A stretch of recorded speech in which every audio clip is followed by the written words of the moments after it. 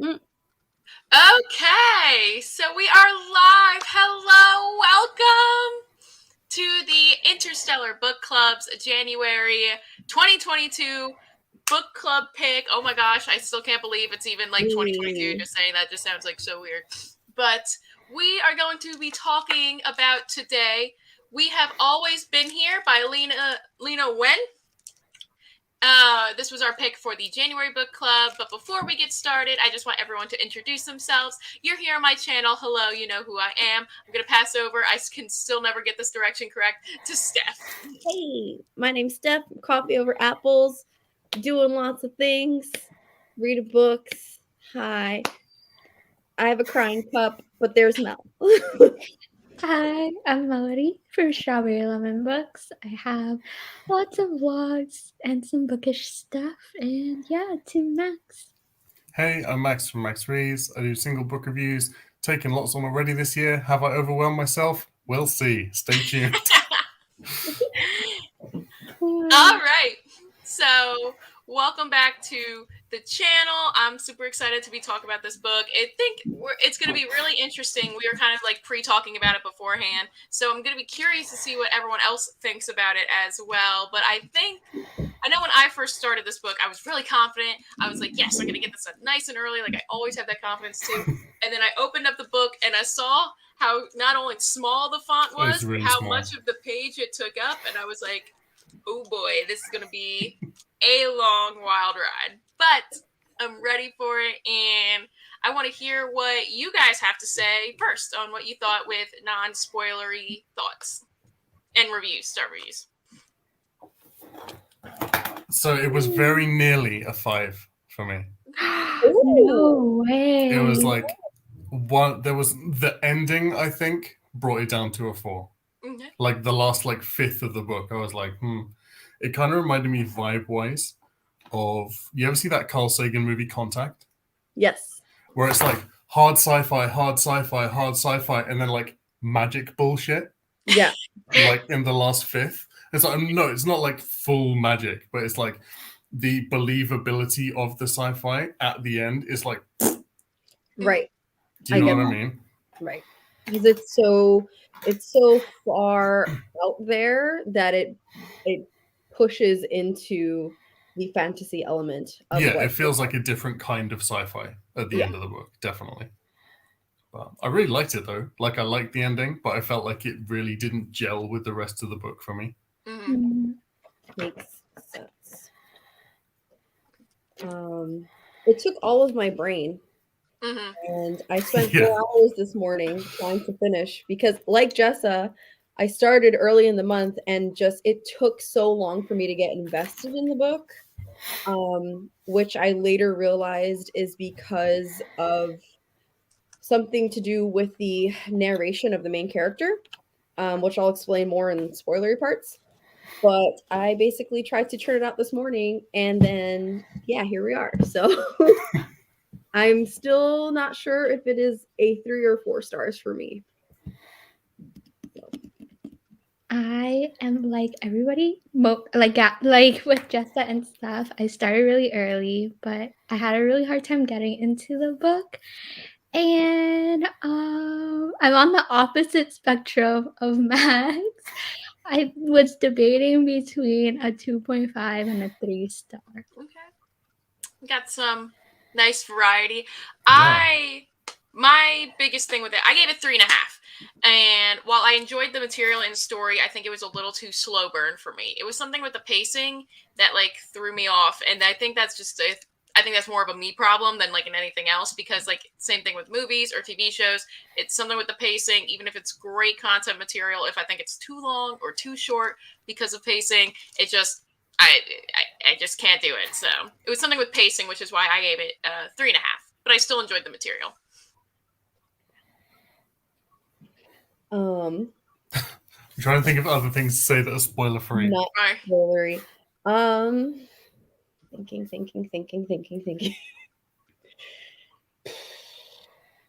I did a lot of Googling during this. I was talking to my Google, what's it called? Google Home. Mm-hmm. I was like, okay, Google, what is this? And like because like there were a lot of hypotheses that I had as to what was happening.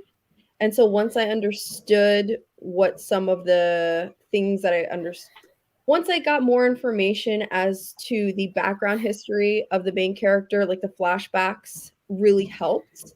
And so once I got more information as to like combining my hypothesis with the background or the flashbacks or like the multi POV that we were getting in some aspects, that's when it garnered my interest more, which is why it took so long. I don't know if that makes any sense. Definitely. I feel like there were definitely some storylines in it because you had like 3 running at the same time. Was it 3? And like 2 of them, I was like so invested. And then one of them, I was like, just like, come on, hurry up. Let's get back to the other ones. Which one for you was the one that you were not invested in? For me, it was the present. The present day. One. Okay, Yeah. Yes, I agree. Yes, yeah. The ones that were more like, what would you call them? Was it a recording or was it a transcript? Transcript. Yeah, transcript. That was the best one. Yes, and the childhood of Park, who was our main character. Those were more interesting to me than the current timeline. Yeah. I feel like this would be like so easily adaptable though into a good film. Yeah. I can see that. And feel free to disagree with this, but I feel like this should have been a duology. I feel like a lot of things were not as flushed out as I would have liked them to be. And because it felt so slow paced for at least like 60 to 70% of the book, I would have liked more time to flush out certain things because I feel like this book tried to tackle a lot of large subjects in a short amount of time. But with the way it was like really cramming stuff in as well, there were like some bits where something happened and I just didn't notice it happen. And like 3 pages later, I was like, wait, hold on. Did that happen like just now? Right. And I had to read over it because it was like there'd be like a 1-line reference to something and it's never mentioned again. Right. Yeah, I totally agree. Yeah, we needed more, but at the same time, like Jessa, like this book is too long. Steph, like I want more book. But I think you're both totally right. Yeah. And I'm sitting here trying to think if I would have liked this more as a duology. Because I also agree that sometimes I feel like I missed something, even though it was very long and I think kind of like a slow burn, which is fine. This just wasn't the slow burn for me. And I think if it would have been 2 kind of medium paced books instead of like slow burn with like random spurts of like big events happening, I think that'd be good. I'm like trying to think about it, how it would go in my head, and I'm like, I think that I would have definitely enjoyed that better. Yeah, I think so too. Maybe the font would have been bigger. Maybe into a duology. So, which was why I feel like at least for me, I felt like I also had to go back and reread certain sections just because questions that I had were being answered in those one-liners. Yeah. Like as to how things such as the transportation of this exploration team, like how certain things in this world functioned. And because we didn't necessarily get a full answer to how they function, but there were certain things that were dropped like, oh, we have knowledge of how this works. And so I'm like, oh, wait a second. Now that we know how that works, it makes sense how we know how this works. But it was just like, here's a cookie crumb and here's a cookie crumb and here's a cookie crumb. And I was like, oh, okay. This is not like a world building book. No, it took every single brain cell that I had to keep track of everything. Excuse me. Sorry, my dog is eating my Funko. It definitely took a lot more brain power than I thought it would. And I know that, that's just reading in general too. But I agree with it took every single brain cell I had to try to just help me imagine like how things were going on and connecting the dots and everything, which in a way was enjoyable for me because I like to use that and puzzle together everything. But sometimes I think this book was good with that, but it was just a little too much thinking that I needed to do. Yeah. Mhm. Wasn't prepared for this level of thinking. With this being like almost marketed as a hi-fi horror, do you feel like it was a horror, or do you feel like? I feel like there were moments in it which were very like classic horror movie moments, but maybe like 3. Right. Yeah, it wasn't. It was more psychological horror, if anything. But even then, I think with the expectation going in that it was horror, I was expecting more of an atmospheric, more floral, or just more descriptiveness. But it makes sense to me now why we didn't get that, because of whose perspective we're coming from. So for anyone who hasn't read it yet, definitely adjust your expectation of being scared going into this. One thing I feel like I've learned from being in this book club is how much your expectation can affect how you enjoy a book.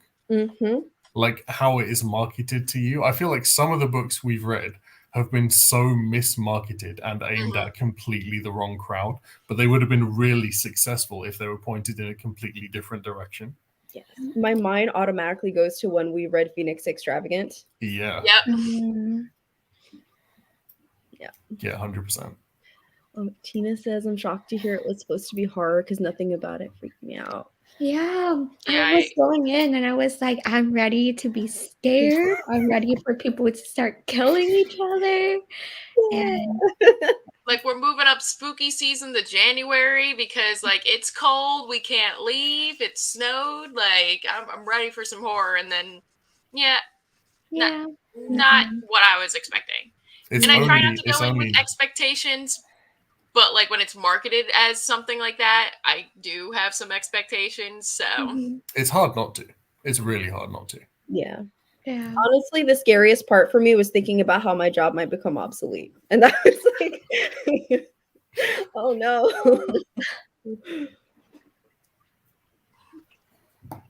But other than that, no. Any other non-spoiler things that we would like to talk about? If anyone is looking for a book with neurodivergent rep, you have this, which is not a spoiler by any means, I think. And also I wasn't aware of going into it. So had I known that beforehand, I think I would have also altered my expectations. Do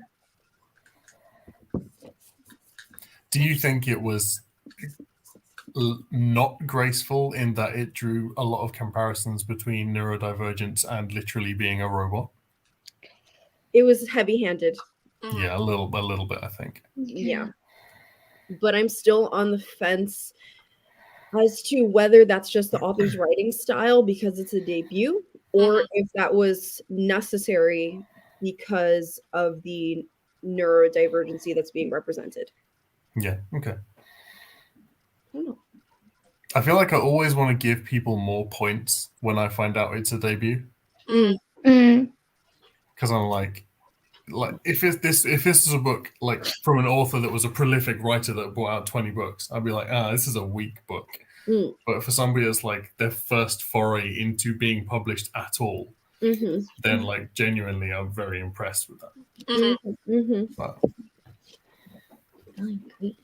I agree. Okay. Well, if no one else has anything else, the next book we're reading, which I already forgot because I memorized the wrong title, it is a Uncommon Light of Stars. Is that correct? No, Light from Uncommon Stars. See, I already screwed it up. So, if you would like to join us next month, that is what we're going to be reading. We'll post about it on social media for everyone. We're just going to announce it now in case you want to leave and don't want any spoilers for what we're going to be talking about. So join us next month for that book. And now let's dive into some spoilers. Hell yeah. I am all about sad robot stories. I would die for Glenn. And also that little hair robot as well. It's so adorable. What I feel like the ending is Max in his ultimate form. I hope so. One day. I think it's teach a interesting. robot to play I Spy. Yeah, that's so cute.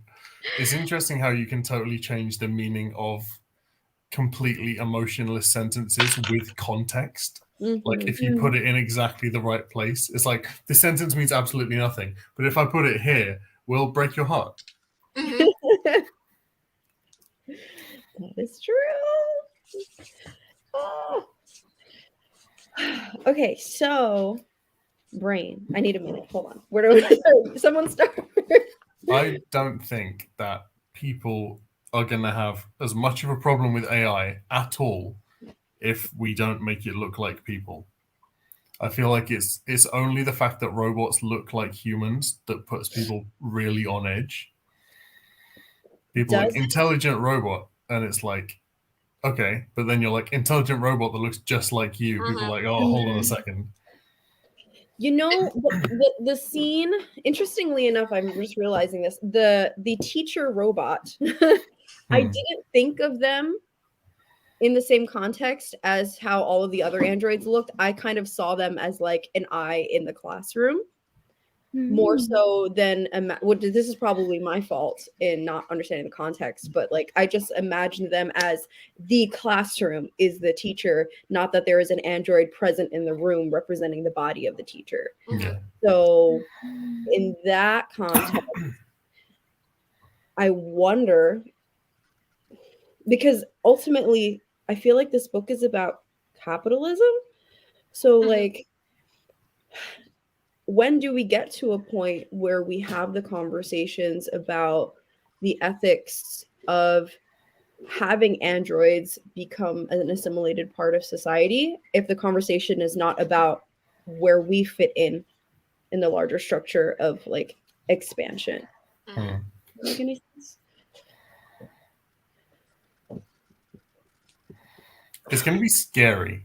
Like, it's going to be scary because there's debate now about like, were we created by intelligent design? Were we a product of random chance? And there's always that like, we don't know, we'll never know, so we might as well get on with it. But like, if we make androids, like, we're gonna have to answer for that. Like, they're gonna be like, we know that you made us. Why? And like, that's gonna be a scary question to have to answer to someone. So then, do we want an answer for ourselves? That's equally scary. What would we do if we had that information? That's like that bit from Prometheus with David. Oh my god, breaks my heart. Anyway, I just think it's interesting. I think that we, as a collective, still think that like humans are like the top thing and nothing will ever beat us. Like, we're so great. We have opposable thumbs. I don't know. We can do like literally anything. And kind of going back to your point, Max, about like with androids and robots looking like humans, I think it's going to be like, I don't know. It's just weird to think about that. Something looks just like us that we created that's not exactly, you know, like having a baby or anything like that, not the traditional sense of creating life, but now that we're creating life, and it's, why do we make it look like so much like us? Is that scary to us because now something that we created could potentially be smarter than us and overpower us? And I think that that's really scary to think about because, you know, for all of life, we have been top. There's been no one else better than us, like no other creature, no other life form, nothing, because I don't know, our brains, I don't know, we're smarter than them. I don't really know. But now that something like this is like within the near-ish future, like it's terrifying to think about. And I think that was really interesting to kind of sit back and reflect upon, like while reading this. I saw something online recently, but any of you bio smart people can correct me. Something about crustaceans being like the most diversified evolutionary creature or something like that. The weirdest thing about crustaceans is that they've evolved independently lots and lots of times, which is like it gives the impression that the final product of evolutionary lines will always be crabs. Yep. I mean, I'm not mad at it. I'm fine with that, yeah. I feel like in this book, maybe there's some stuff about having double standards a lot, because you have like people create AI, they give it like free will, they make it purposely stronger than us, smarter than us, and then it's scary. But in the same breath, you're genetically modifying your children to be like super smart, super beautiful, better than you. It's like, where is the line? Why are you mad at one but not the other one? Right. Do you know what I mean? And there's this element of like, people are angry at robots when they start thinking about free will. It's like, we're okay with you as long as you're useful and as long as you're doing things for us. And as soon as you stop doing that, like, we're not cool with you anymore. Yeah. I feel like a lot of time, like when movies and stuff portray AI as being like scary, it's like because they take over the world and like treat humans horribly and stuff. But why is our like thought automatically to that the AI will be like, no, you're gonna work for us now? Like maybe the AIs will be like, oh, we just want to be friends. Like, I think we're just projecting though, because that's what we're like. yeah. Speaking of which, so I didn't fully trust Park's info dumps or like explanations of how society has developed, because I feel like she was so hyper focused on specific things, and also that we saw through her interactions with Glenn of her like watching TV and doing certain other things that required some sort of like social emotional component, that I don't think it was that culture has been fully eradicated in the extreme as to which she made it sound like, where it's like only these specific professions are ones that people can pursue or ones that are enforced in education. I think it's just that it was just her perspective, but I don't know if I'm wrong about that.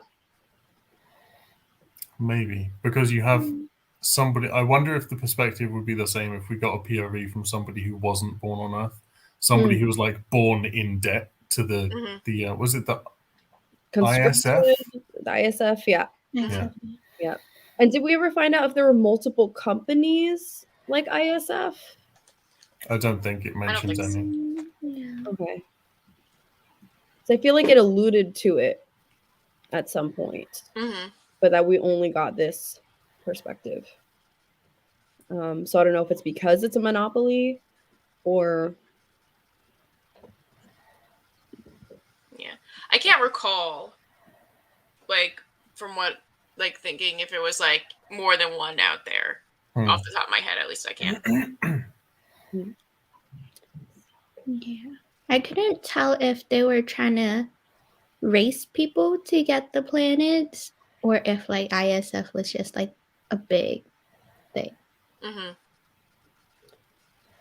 let's see. Oh, yeah, it could be right. Oh. That actually makes more sense now that I'm thinking about it. Yeah. But with how vast, or because we're not even in our solar system in this book, right? So potentially there could be multiple. We're just in this, what do you call it? In this owned section of space. But I don't know.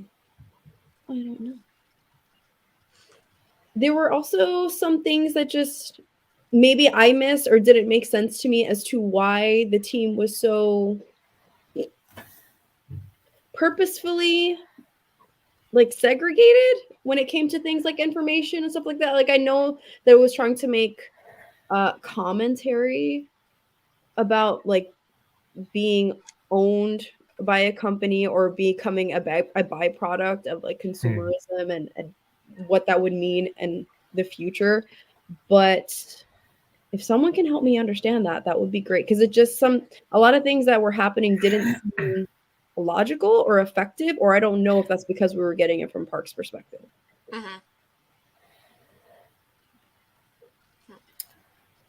I think the being segregated because of the company turned out to just be like a front where it said towards the end that it was an experiment to see the psychological effect on Park.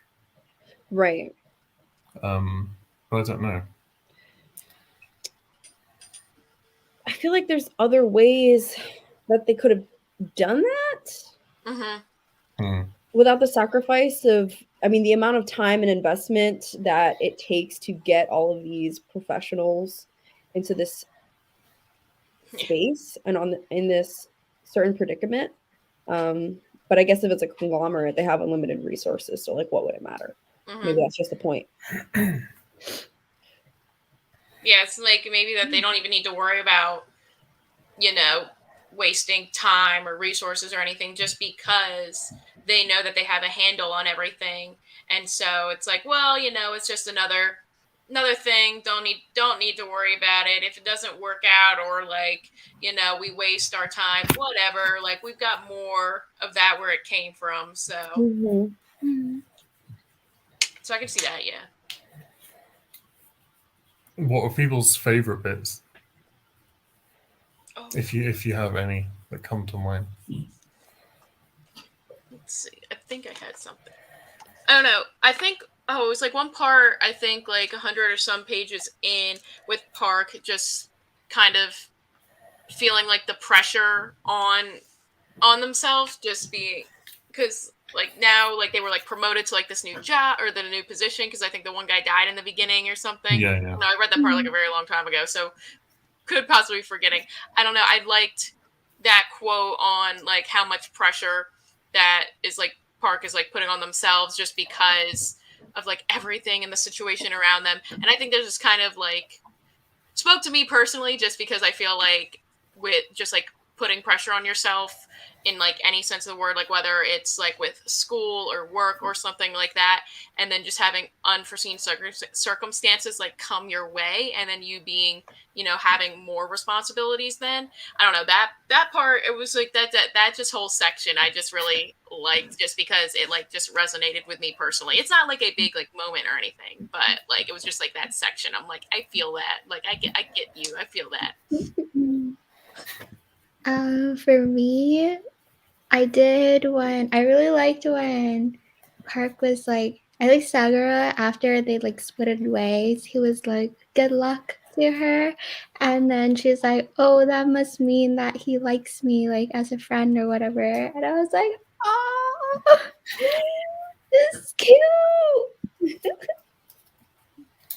So speaking of which, so I'm fairly certain, and I'm not sure if everyone else came to the same conclusion, that Park has like Asperger's or something along that line. So part of what I would have liked to see more of, because my favorite sections were between Park and Glenn, were more chapters in which we got perspectives of other families, or Park observing other families who also regularly had androids as nanny bots, to see if this is just to see what the general standard is, or what it would have functioned like had there been a parent's presence in the home. Do you think Park's social difficulties were totally a result of genetics, or do you think they were partially a result of literally being raised by robots? Both, which is why I feel like I wish this was a duology, so I'd be able to make that differentiation. Yeah, definitely. It would be really interesting to see, because we only got really Parks interacting with the robots. You didn't get anybody else. I feel like if I'd had conversations with other people and robots, like it would have had a completely different vibe. Right. And I think it would be really interesting. Because I feel like the only section we did get was the confrontation that Park and Glenn had with those other kids who were gaslighting her or something. And so like it relates to the larger conversation that they were having around the riots and people being uncomfortable with having androids assimilate into society. But it was dropped by the other kids that they do have these robots, and we saw through, I think it was Natalia and other people on the ship, their way of interacting with the robots or their ethical stance towards them. But we don't know that is that the common societal stance, or are these just extreme cases? And also, it might have been different how they treated the robots, like from Mars and from Earth, since they were like different societies, basically. Mm-hmm. I love that it mentioned Martian accent as well. I'm like, what the hell is that even gonna sound like? Wait, did anyone listen to the audiobook? I did. Did you hear any accents? No, It but says I was that it said the also Martian accent listening. was like nasal. That's all it said though. I was So listening it's like a to bunch the of Fran Daily Show. Fines. Fine?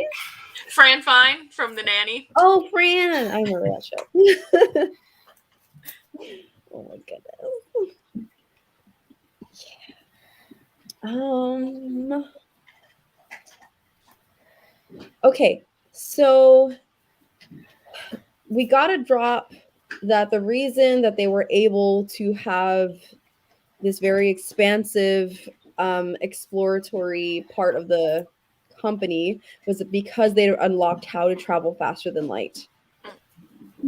So is the fold, should it be in that case, if we're able to have that, should the fold be something that's completely new and not understood? Because I feel like there might be some connection there between the fold and being able to create something like a wormhole or something to be able to travel that quickly. But my brain can't put the words together to describe what's missing. I think it was weird to me how like an anomaly that bonkers was just like confined to one spot on one planet. It's like, I don't know. There was a bit later in the book, like 200 something pages in, where they're talking about how they are able to like assimilate personalities and consciousnesses together. And there was a big passage where they were throwing in loads of like physics and quantum mechanics stuff. There was like a full like page info dump of quantum mechanics. And part of me was like, are you just doing that to sound sciencey? Because there was very little science actually behind it. Yes. But it really felt like a big fat info dump of nothing. Do you know what I mean? Yeah. I feel like it was put there to kind of give us some sort of comfort and assuage our questions as to how they got to where they are. But if anything, it just gave me more questions as to why we're studying this anomaly the way that we are. And not having like a full force, as was described. I think she mentioned that like other ships have 100 crew members and they have this person who specializes in this and this person who specializes in that, and why it's not getting that level of treatment. Can you stop destroying things? Yeah, I do think that at certain points it just seemed like,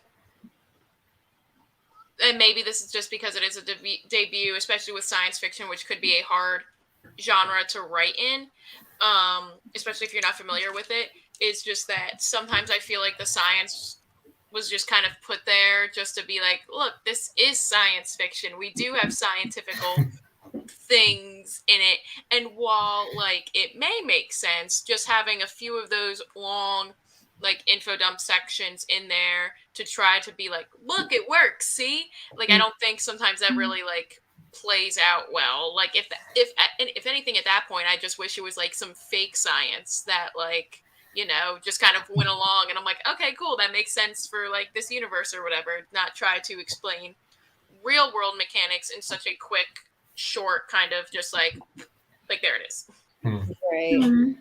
Right. Because I think there was another section too, aside from just haphazardly mentioning like, yeah, we could travel faster than light, where they were like, yeah, we also discovered like Planck stars, and I was like, oh, okay, is this going to be some sort of connection to like understanding black holes? Is this going to be a wormhole? Like, what's going on?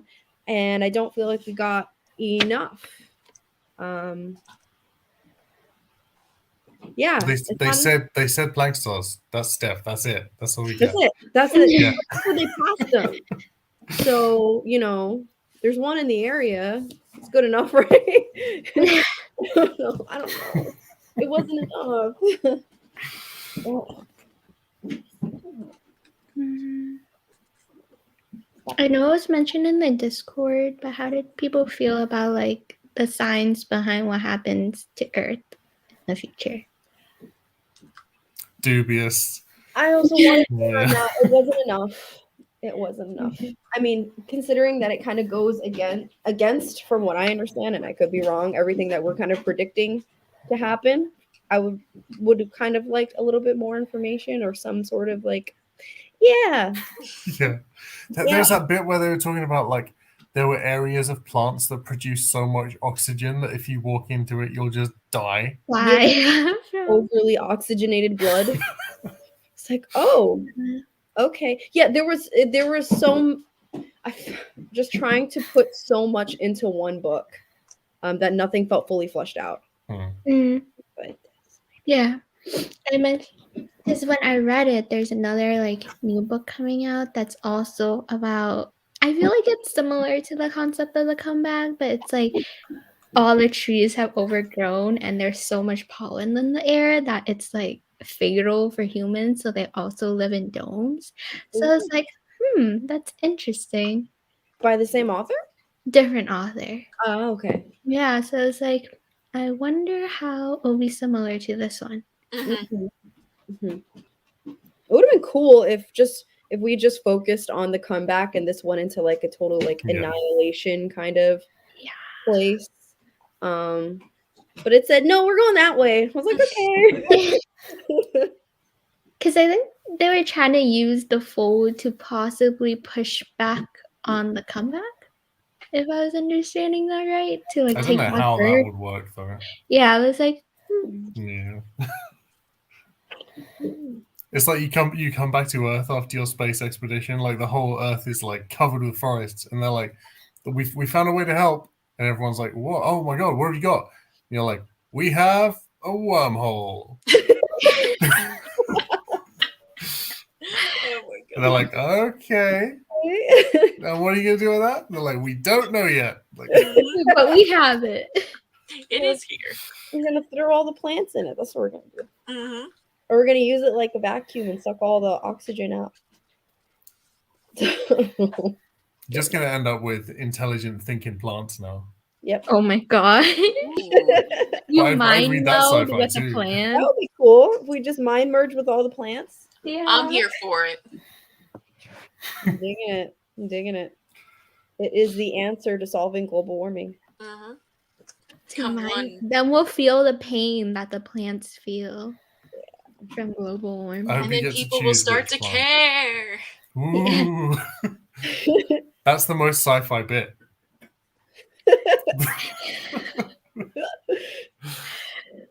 How did everyone feel about the characters or all the background characters who we did get highly emotional outbursts from?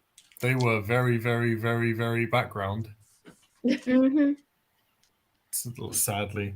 Mm-hmm. I was kind of suspicious about Full Breach from the beginning. I was like, I want there to possibly be romance, but at the same time, I don't trust you. Mm-hmm. I'm glad that we did have this in the beginning with like all the different like characters in it, because I definitely flipped back and forth between the book and here being like, wait, who's this person again? What do they do? So yeah, I really did like that bit. Speaking of the romance bit, I really liked when she tried to kiss Glenn and she was like, I love you, and he was like, no you don't. Like, he's like, I am literally a robot, and she's like, you're different. He's like, no I'm not, I'm a robot. Oh. I was like, girl. Yeah, I mean they did mention sex bots at one point. They did, yeah. But again, there was no commentary as to like, are there rules and regulations surrounding humans being able to couple or marry or file taxes with a spouse that is a sex bot or something like that. So we don't know how this is handled. I feel like there was some bit thrown in about like husbands cheating on their wives with their like nanny bots or something like that, and I was like, what? Yeah. Was that during the soap opera, or I could be wrong? I don't Can't know. remember at I was all. watching a soap opera or something. That would make more sense. Because I feel like I remember that exact same thing too, but I don't remember where I remember it from or in the Yeah, context I was it like, happened. is there somewhere? But I was like, that's just it. Just that little bit. That is a fantastic question. Yeah. Right. Hmm. Yeah, I feel like it's fucked up not to create something that doesn't have the option to say no. Right. But Right. And if we do give them the option to say yes or no, does that mean that we've invented free will? this is going to be like the ethics of the next 30 years, 100%. For sure. Word. And it's like legit scary stuff. Yeah.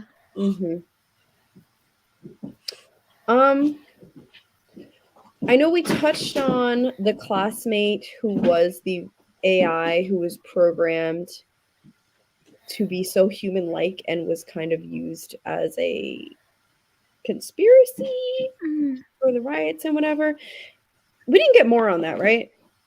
Yeah, we didn't. That was like a one and done. One and done. Okay. I'd like to go over there, but we're not, so I guess I'll keep going this way. Like, it's just so much I wanted more of. He brought cookies for her, and I was like, this is so cute. And then he got destroyed, and I was like, But she did eat all the cookies, though, so that was cute. yeah. I wonder if he purposely made them taste bad, though.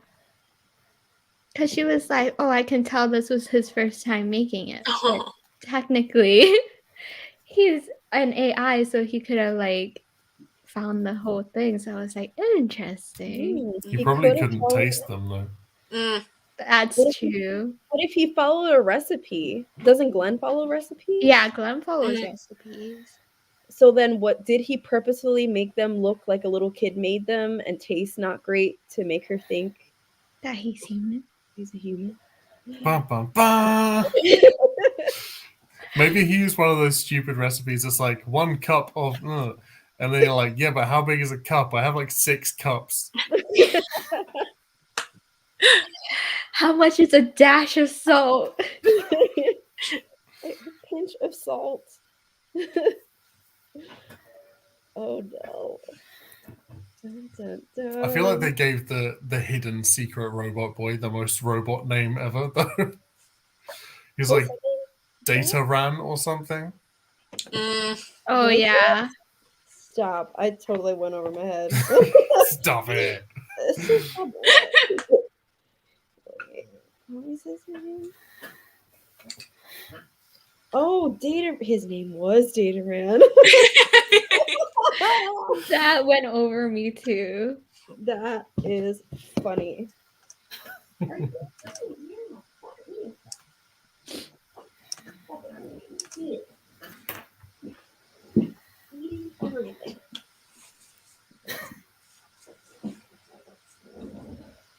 Oh no. Well, who would you recommend this book for?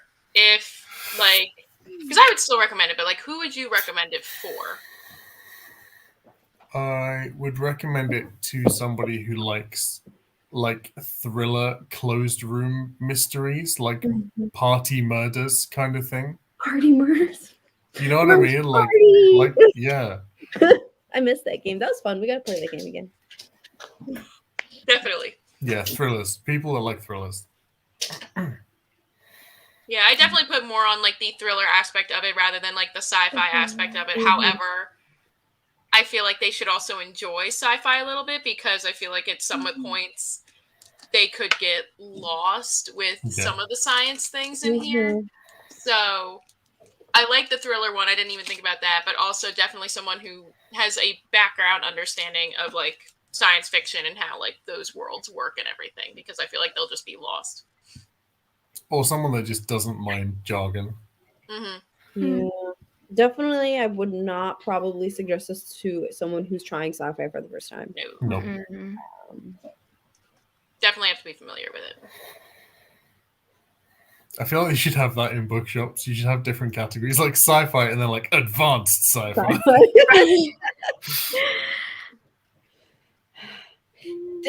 I opened up to this like annotation right here, and it's basically the section where it said humanity had spread across all corners of the galaxy and they were due for the next big leap in technological advancement. Since the ISF had invented the Lambda engine and faster than light travel decades ago, things had slowed to a technological crawl. And I underlined it and wrote, wait, what? That's it? We're not going to, what's a Lambda engine? Huh? Like, wait, what? Slow down. Lambda engines are, I feel like that's a nod to something else because I've read there are Lambda engines specifically called that in quite a lot of sci-fi.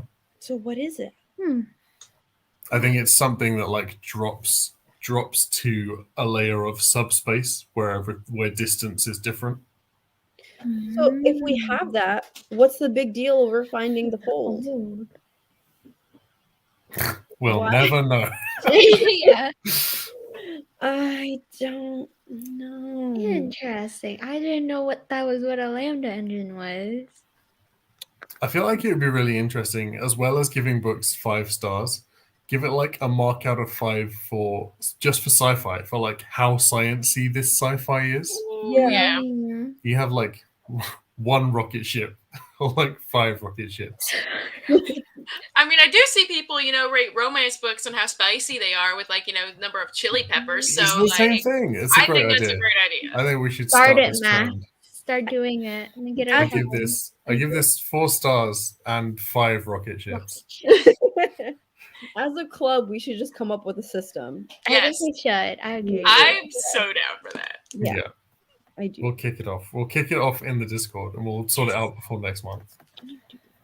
So, like, in this place of understanding that we can move throughout the folds of time and space, does that technically mean that the goal of the fold is to use it to save Earth by going back in time and preventing the comeback?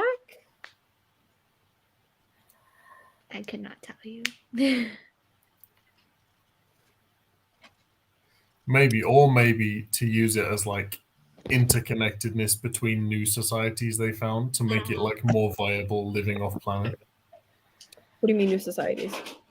Like if they're forming new societies on different planets, maybe they just want a way to connect them to make it more easy and like one society.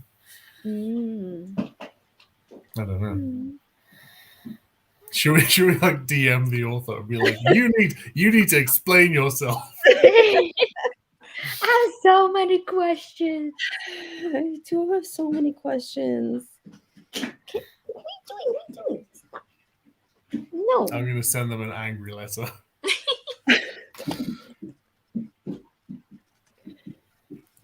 Save shipping costs. I mean, not wrong.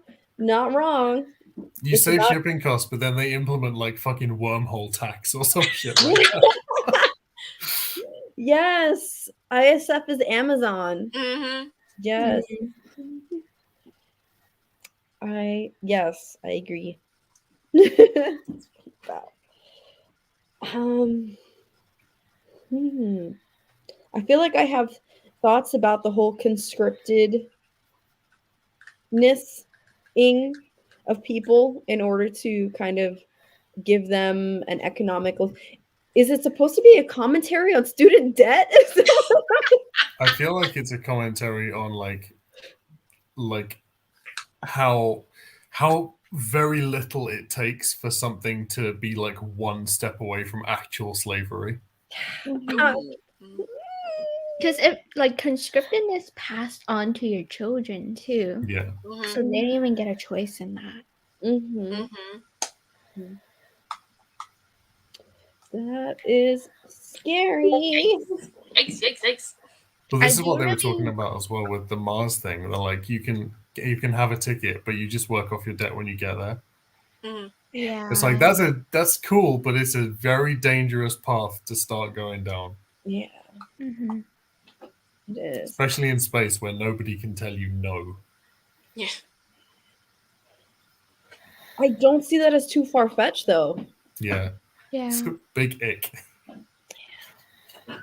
And again, something that I would have liked more expansion on, like maybe a point of view of someone who's stuck on Mars, or no?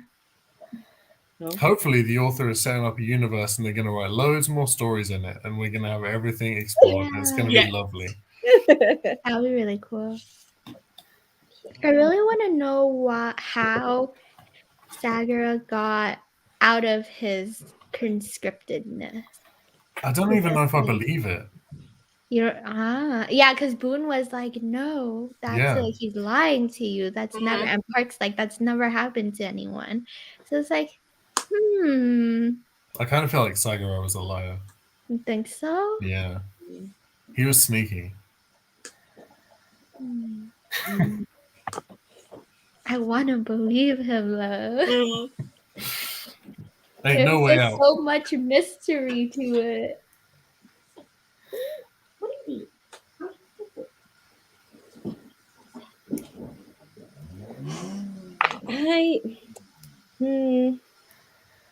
Is he just like such a, well, maybe this is me not understanding, but was Sagara someone who's just so loyal, brainwashed to the system, that we can never trust his response? Yeah. Maybe. I agree. I shipped him with Park more than I shipped Full Reach with Park. Yeah.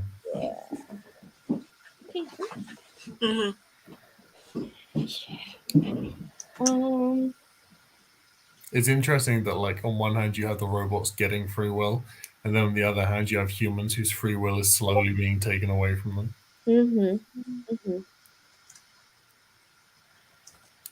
Did anyone get the whole how Tabin got into like merged with the hair? Because I get like the mind meld thing, but if your physical body died, did his consciousness transfer, or is the hair just emanating him so much that it seems human-like? Well, didn't the hair like watch him die?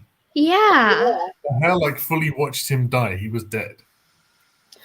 But I think it's being suggested that no one really dies, that their consciousness just goes somewhere or into the fold, and that it's been able to be extracted and melded with the hair because they were near the opening of the fold. And I know in the beginning they were having conversations about it being so cold, like negative 200 degrees Celsius or something like that, that essentially their body was preserved. But I don't know if that's exactly what was happening in that. Because we didn't get very much atmospheric description, that I don't know exactly if she was witnessing how his body was being preserved, or if that was a projection from here. Then how would she have been able to be there and be alive? Right. Because I was like, where did the consciousness of the dude that he was with go then? Or is it because Taban had a closer relationship with hair that they melded? Maybe. But then I was also confused because he got nightmares, and usually it was people that didn't get nightmares. They got dreams that they were mind melding via their dreams. I was like, why didn't he dream instead of getting nightmares?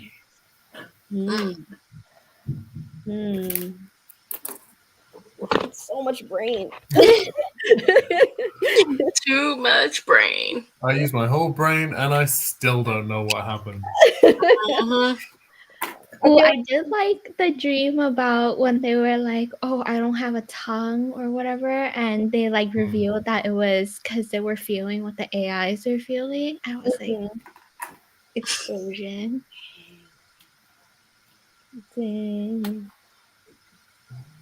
Is that what the AIs were feeling because they couldn't express themselves because of the protocols that were put onto them? Could be. Yeah. maybe restriction wasn't put on the way they can think, only the way they can act. Right.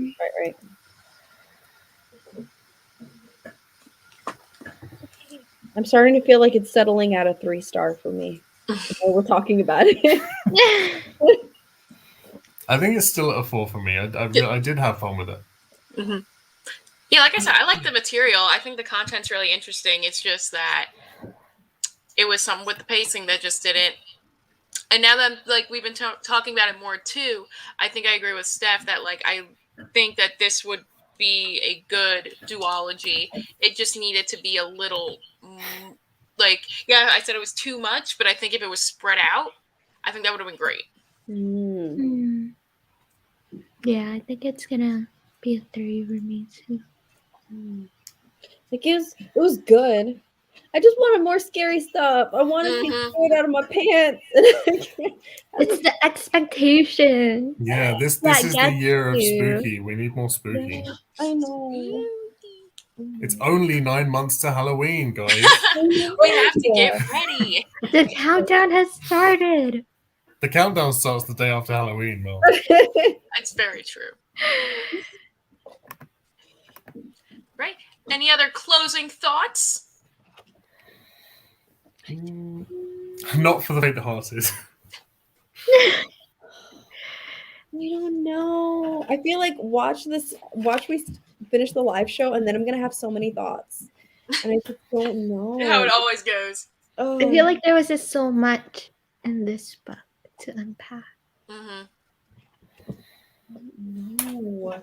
And also, I mean, I guess as far as her being a psychologist, about how, like, even though there were certain professions that were being preserved because they suited the needs of the ISF, that they still were not immune to being consumed by having robotic backups or programming put in place to turn those professionals into robots that can have easily predictable outcomes. So was she really a psychologist, or has the definition of psychology here changed? Because she was a different kind of psychologist, right? She read more like body language or whatever instead of whatever her mentor was.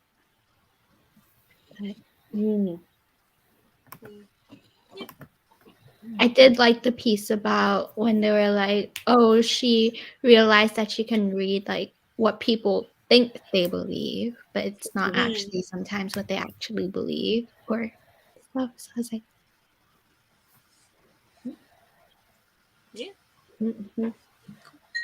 Well, seems like we all, had a nice positive outlook of it. Again, I think we all, it was nice and average for us, and for Max a little bit higher, which is always great to see. Love seeing that, we can have these kinds of talks and discussions with different kinds and ranges of material and or content, how we took it in. So I really think that's cool. But yeah. So let's see. I have the title up here again because I know I'm going to screw it up.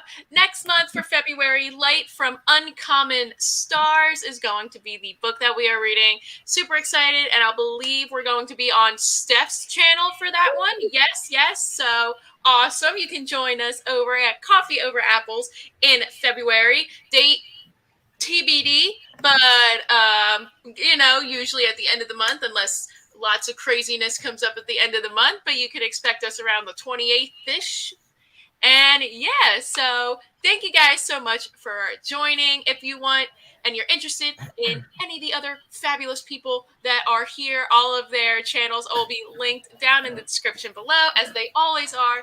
Thank you guys so much for watching, and we'll see you next month on Coffee Over Apples.